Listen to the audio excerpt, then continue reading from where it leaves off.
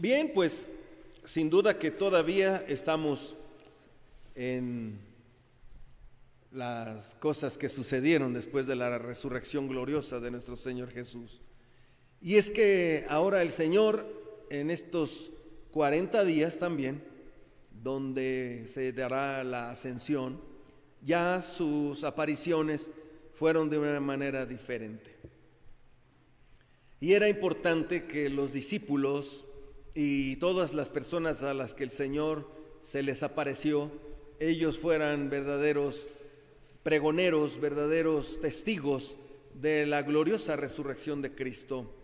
Este Evangelio de Lucas fue escrito ya a finales del primer siglo, y en ese tiempo la iglesia, los primeros cristianos, ya no eran testigos presenciales de lo que fue haber visto a Cristo en carne y hueso, sino que esta historia ya nos conecta tanto a ellos como a nosotros, en que Cristo ahora es revelado a través de las Sagradas Escrituras.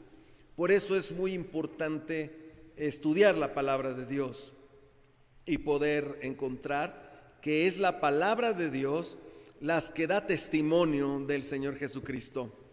Y sin duda que esta noticia de la resurrección de Cristo fue dándose paulatinamente a lo largo de los 40 días que duró el Señor para regresar al cielo.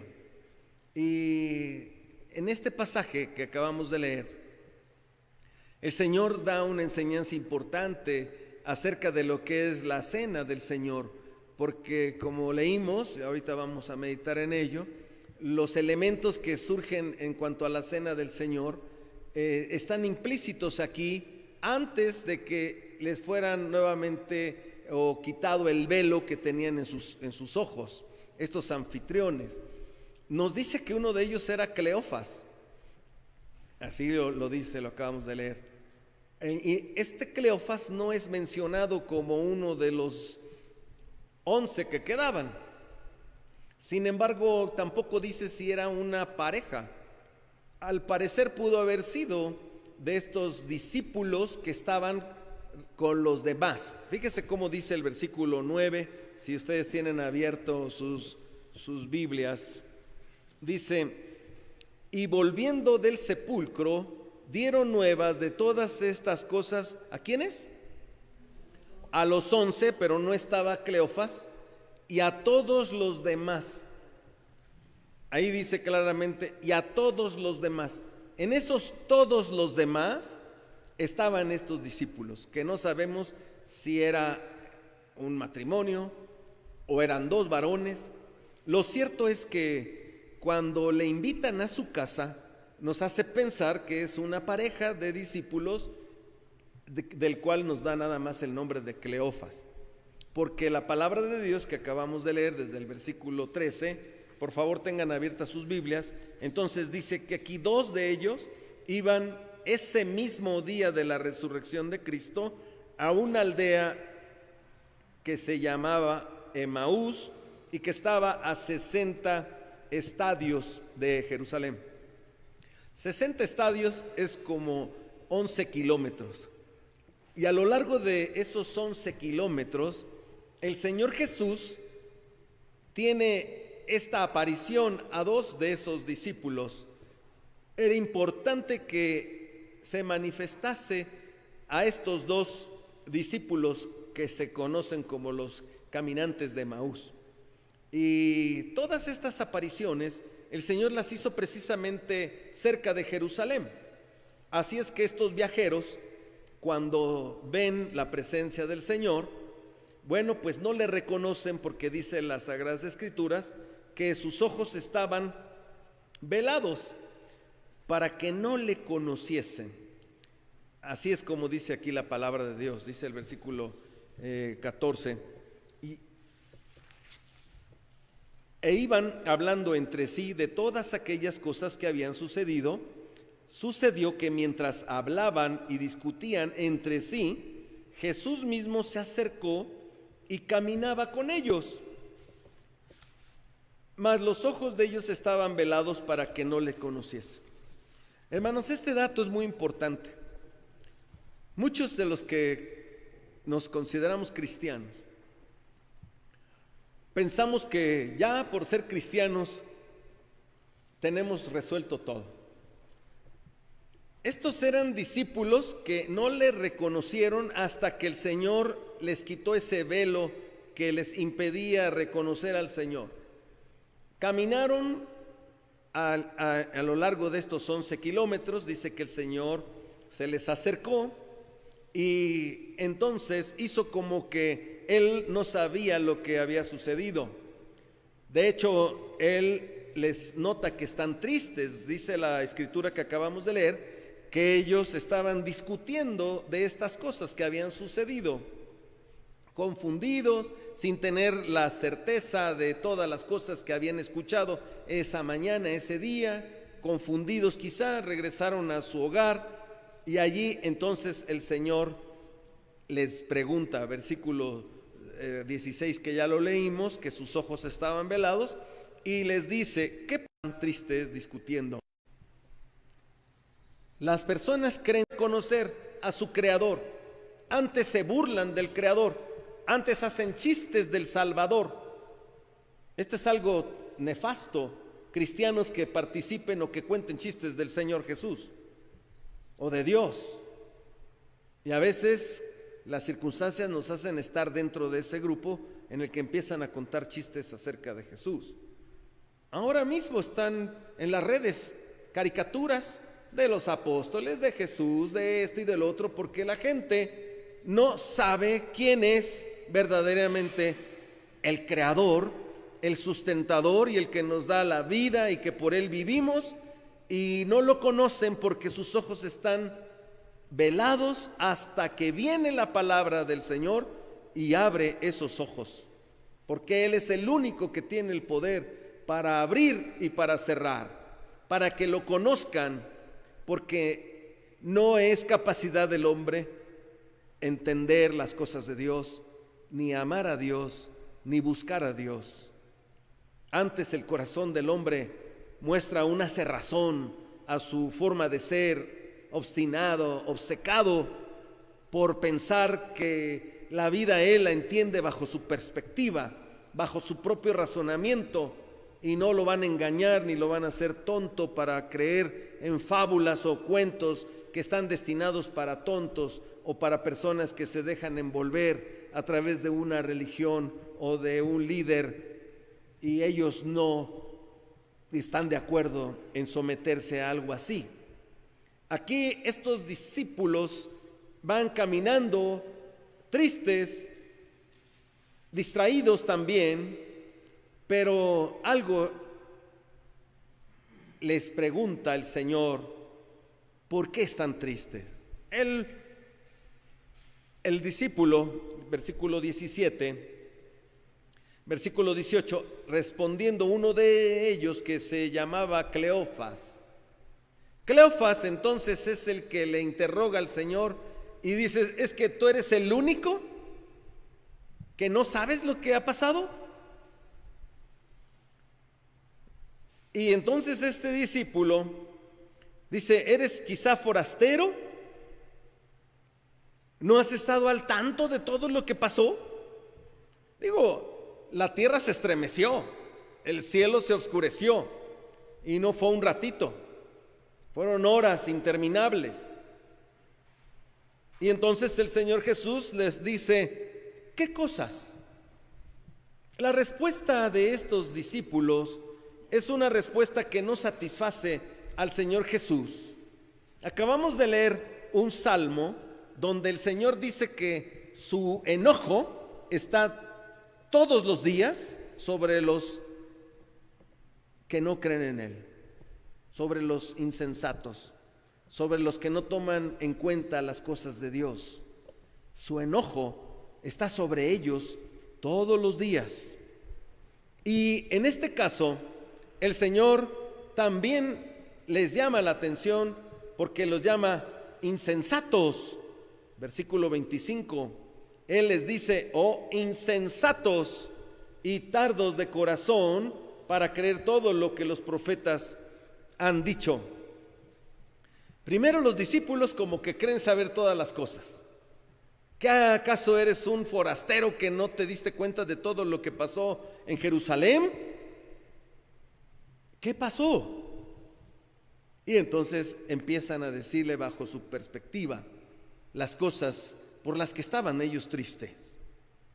Y le dicen, bueno, pues es acerca de Jesús. Era un varón profeta de Dios. Era un varón que tenía poder. Era un profeta y lo que hacía era grande porque era delante de Dios y de todo el pueblo. Ellos tenían una impresión positiva de Jesús, pero la resurrección de Cristo no la han tenido ellos en su presencia, sino que les contaron, les dijeron lo que vieron, y esto es lo que entonces los tenía aturdidos mientras iban de regreso caminando a su casa. Dice la palabra del Señor que el Señor les empezó a recordar lo que decían todos los profetas acerca de Él. Dice entonces el versículo 19, para terminar de leerlo, dice: entonces Él les dijo, ¿qué cosas? Y ellos le dijeron, de Jesús Nazareno, que fue varón profeta, poderoso en obra y en palabra delante de Dios y de todo el pueblo, y cómo le entregaron los principales sacerdotes y nuestros gobernantes a sentencia de muerte y le crucificaron. Pero nosotros esperábamos que Él era el que había de redimir a Israel. Y ahora, además de todo esto, hoy es ya el tercer día que esto ha acontecido. Aunque también nos han asombrado unas mujeres de entre nosotros, las que antes del día fueron al sepulcro, y como no hallaron su cuerpo, vinieron diciendo que también habían visto visión de ángeles, quienes dijeron que Él vive. Y fueron algunos de los nuestros a sepulcro, y hallaron así como las mujeres habían dicho, pero a Él no le vieron. Y es aquí donde el Señor Jesús les llama la atención, porque de nada sirve que esté escrito en el libro de la ley las cosas que habrían de suceder. Ni los mismos discípulos ni las mujeres estaban ellas esperando la gloriosa resurrección de Cristo. Se les había olvidado, o quizá ni entendían las cosas que el Señor Jesús les había dicho. Y la confusión de estos hombres que estaban tristes es porque ellos esperaban que Jesucristo tenía que redimir a Israel como nación, y no sucedió. Por eso estaban tristes. Y esto es algo que pasa en el corazón del ser humano. Cuando ese Dios, cuando ese Jesús no responde a lo que yo quiero, a lo que yo necesito, en el momento que necesito, entonces rechazo a ese Dios, porque ni oye, ni atiende, ni responde cuando yo le estoy suplicando que lo haga. He visto mamás con mucho dolor, porque cuando uno de nuestros hijos enferma de gravedad, donde parece que ya no hay esperanza, Dios no contesta la oración. Y lo que tiene como reacción el ser humano es enojarse con Dios. No viene a la escuela dominical, no viene al culto entre semana, no apoya al grupo de mujeres, no vienen sus hijos, van a la escuela dominical, llegan tarde, de vez en cuando. ¿El resultado? Como cristiana no me respondes porque mi hijo está grave, porque mi hija está grave, porque mi hijo cayó en la cárcel, porque no me respondes de este cáncer como yo quiero que me respondas. Entonces esperábamos, son las palabras que están empleando estos discípulos. Esa palabra esperábamos es de tristeza, porque no llegó lo que ellos pensaban. Esa esperanza se convierte en una desesperanza, y este es el cuadro de muchos que somos papás. cuando vemos que nuestra hija está al borde de la muerte por una infección, por alguna situación que ni los médicos explican, entonces echamos mano de la oración. Y repito, no voy a la escuela dominical, no voy al culto de la tarde, voy al culto de la mañana, pero llego tarde, no va a mis hijos, no apoyo a los grupos, a los femenil o los juveniles, pero esperaba que Él contestara mi oración. Esperábamos que redimiera a Israel. Estas son palabras de tristeza, porque su esperanza se convierte en desesperación. Y ellos dicen, para remarcar esto, hoy es el tercer día ya de esto que ha pasado. Esto que ha pasado también habla de una tristeza, de una agonía, porque no cumplió sus expectativas, sino que lo que Él dijo se les olvidó. Jesús predijo que su resurrección sería al tercer día, y ninguno de sus discípulos estaban esperando esa gloriosa resurrección de Cristo. Lo toman como si fuera un chisme. Dice, unas mujeres nos han espantado porque vieron visión de ángeles. Otros de los nuestros fueron al sepulcro como las mujeres le dijeron, pero a Él no le vieron. Esperábamos. Hermanos, esta palabra está en nuestras vidas. Se convierte en desilusión cuando lo que esperábamos, el Señor no nos lo concede. Esperaba salir de la prisión y no estar 40 años. Esperaba, pero no me respondió el Señor. Endurezco mi corazón, porque no llena las expectativas de mi vida conforme lo que yo quiero en el momento y como yo lo requiero. Por eso el Señor les dice, insensatos y tardos de corazón para creer todo lo que los profetas han dicho. No era necesario que el Cristo padeciera estas cosas y que entrara en su gloria. Y dice que los llevó desde Moisés, aunque no tenemos la exactitud de los pasajes que pudiesen hablar, o todos en su totalidad, pero cuando el Señor dice desde Moisés y siguiendo por todos los profetas, les declaraba en todas las escrituras lo que de Él decían. No sabemos si el Señor llevaba el Antiguo Testamento, no lo sabemos si fue verbal solamente, pero les fue diciendo lo que la palabra de Dios dice en su Biblia. Podemos nosotros leer algunos pasajes, como el que se encuentra, por ejemplo, en Deuteronomio 18:15. Vamos a buscar solamente estos 3 pasajes para recordar un poquito lo que desde Moisés dice Deuteronomio capítulo 18, versículo 15.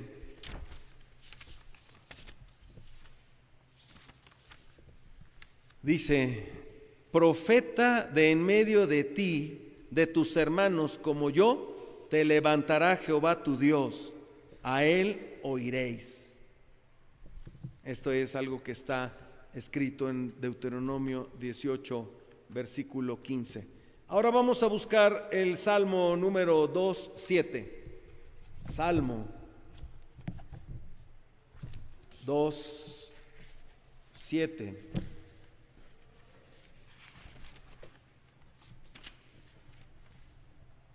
Yo publicaré el decreto. Jehová me ha dicho, mi hijo eres tú, yo te engendré hoy. El Salmo 110:1. Vamos a buscar el Salmo 110:1.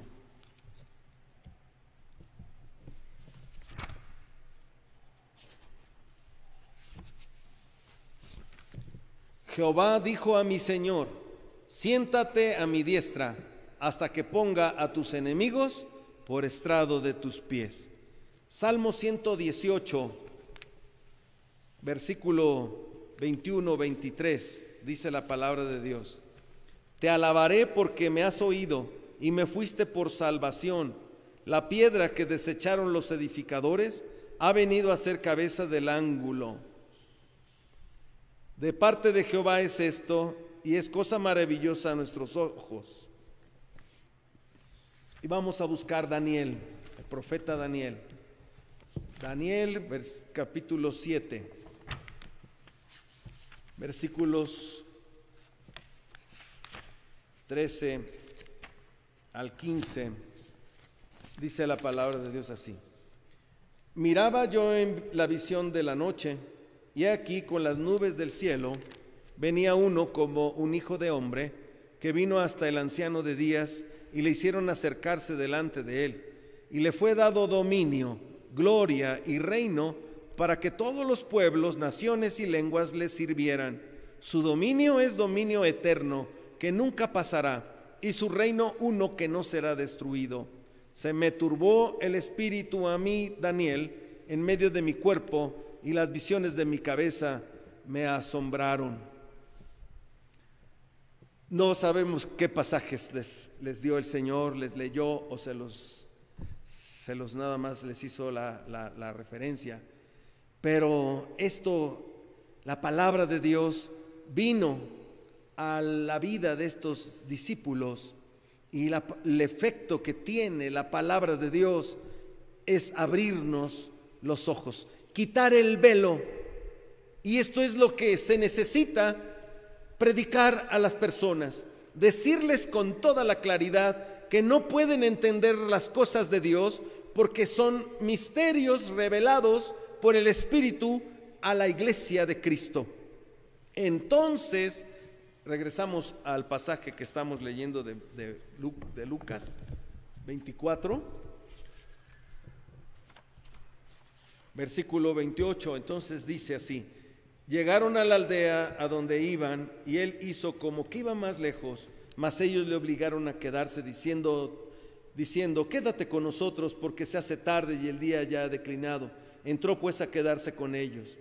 Y aconteció que estando sentados con ellos a la mesa, tomó el pan y lo bendijo, lo partió y les dio. Entonces les fueron abiertos los ojos y le reconocieron, mas él se desapareció de su vista. Hasta que viene el proceso de la palabra de Dios en la vida del hombre, es que el velo se les quita por gracia de Dios. Todo lo que para ellos estaba impedido ver con claridad, toda esa obstinada manera de pensar y de ser, toda esa objeción a las cosas de Dios, todo ese rechazo que tiene una persona que no tiene la palabra de Dios en su mente, en su corazón, su respuesta en automático es ir en contra de las cosas de Dios. Pero aquí dice la palabra del Señor que como que se hizo del rogar el Señor, y es que a veces así somos. A la primera no aceptamos, pero cuando ya nos dicen, oye, pues quédate, hombre, ya es tarde, te estamos diciendo que te quedes. Bueno, entonces me quedo. El Señor se quedó, y los anfitriones prepararon una cena, pues también eso era parte de la costumbre, y ya estando sentados en la mesa, dice la Escritura que tomó el pan, lo bendijo, lo partió y les dio. Esto es el acto en sí de la Santa Cena. Aquí es muy importante ver que hasta que tienes parte con el sacrificio de Cristo, entonces se te quita el velo de tu corazón, se te quita el velo de tu cerebro, se te quita el rechazo automático porque Dios no satisface tus expectativas, porque tú pensabas que Él tenía que hacer las cosas a la manera que tú quieres que Dios responda, porque ese es el problema del hombre. Cuando ellos esperaban que la respuesta fuera de Dios de otra manera, esperaba yo que Dios actuara de otra manera, pero como no quita las guerras, como no quita las pestes, como no quita la pobreza, como no quita la injusticia, yo no creo en ese Dios, porque yo esperaba de ese Dios que hiciera las cosas a mi manera y a la manera en que yo creo que Él debe hacer las cosas. Hermanos, hasta que el Señor Jesucristo tuvo a bien darles su palabra, y haberles compartido de esta mesa, la mesa del Señor, cuando el Señor toma el pan, bendice el pan, parte el pan y les da el pan. Este es el proceso que todos los cristianos hemos seguido para que la obra del Señor sea una realidad en nuestras vidas. Por eso invitamos a los hermanos que se reúnen con nosotros para que pronto tomen y disfruten de la Santa Cena. Esta cena del Señor que Él la introdujo, que Él la instituyó precisamente la noche que fue entregado, hizo lo que está haciendo con estos discípulos. Y esto encierra una enseñanza muy profunda. El Señor tomó el pan, lo bendijo, lo partió y se los dio. Y esto es lo que es en sí la cena del Señor. Y entonces fueron abiertos los ojos de ellos y le conocieron hasta que partió el pan con ellos. En cuanto el Señor les participó de ese sacrificio y les demostró que Él es el que resucitó de entre los muertos, entonces se les quitó el velo de sus ojos y pudieron entonces gozarse y regresaron inmediatamente a Jerusalén para contar todo lo que había pasado desde que iban caminando y no lo podían entender. Por eso cuando ellos ya se quedan sin la presencia del Señor, dice, no ardía nuestro corazón mientras nos hablaba en el camino y cuando abría las escrituras. Aquí dice que abría las escrituras, entonces, perdón, pero sí llevaba el Señor un ejemplar de lo que era en ese momento las sagradas escrituras. Recuerden que en su época el Señor tenía ya la Septuaginta, que esta fue la primera traducción que se hizo del hebreo al griego. Esta es la primera traducción y que la usó el Señor. Así es que dice que ardía su corazón cuando escucharon las enseñanzas que estaban en las escrituras, y ellos entonces recibieron el gozo de haber visto a Cristo resucitado. Y por eso es el mensaje de los apóstoles. Ha resucitado verdaderamente el Señor. Ha resucitado, le apareció a Simón, ha resucitado, le apareció a las mujeres, ha resucitado, le apareció a sus apóstoles, a más de 500. Y esta bendición de estos discípulos, hermanos, es una enseñanza para nuestras vidas. Caminamos por la vida creyendo que vamos bien, creyendo que somos del pueblo de Dios, pero es hasta que el Señor, a través de su palabra, quita el velo que hay en nuestro corazón y en nuestra mente, y esto lo hace con el poder de su palabra. Y cuando empezamos a participar de la Santa Cena, hermanos, el Señor quita el velo de nuestro corazón y de nuestras mentes. Que Dios nos bendiga